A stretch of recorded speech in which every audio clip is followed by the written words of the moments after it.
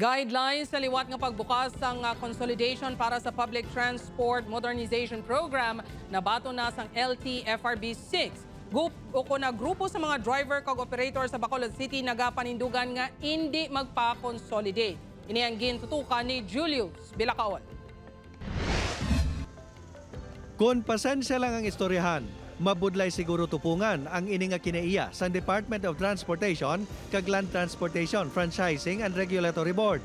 Ini ang ginapakita sa sulit-sulit nga tsansa nga ginahatag sa mga unconsolidated POJ nga magpasakop sa Public Transport Modernization Program sang gobyerno. Tubtob sa Nobyembre 29, bukas naman ang LTFRB nga magbaton sang aplikasyon sang mga may gana pa magsulod sa programa, partikular sa mga kabahin nga daan sang isa ka ruta. Dapat mag-join sila sa existing co-op or corporation sa ruta ng ginabiyahihan nila, tag dito sila magpa-consolidate. Nagalaom ang LTFRB 6 nga may magasumiter sang petisyon sa ila opisina kaangot sa sininga extension apang sa Bacolod City kung sa diin madamo pa nga mga POJ ang wala makapakonsolidate kung basihan ang panindugan sang grupo nga konektado sa Manibela. Wala man gihapon ini sang positibo nga manginbunga.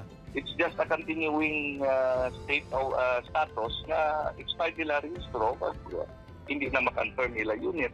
Sa pihak sa sulit-sulit nga pagbukas ang consolidation sang LTFRB, hindi naman makahambal si Attorney Altura kung ang deadline sa Nobyembre 29, deadline na gid.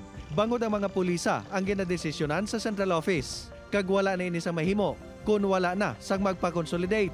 Kaya ang gusto nila, masulod kami sa mga mapakonsolidate kami sa naga-excess na yung daan ng mga kooperatiba kag korporasyon na amoy na sila subong ang nagasuffer sang ilang ko ginintrahan nga manugang bankrupt na ina ang kalabanan sinada nga kooperatiba diri sa Western Visayas, especially sa syudad sang Bacolod. Upod kay Cirilo Rendoque, Julius Bilacaol, 1 Western Visayas.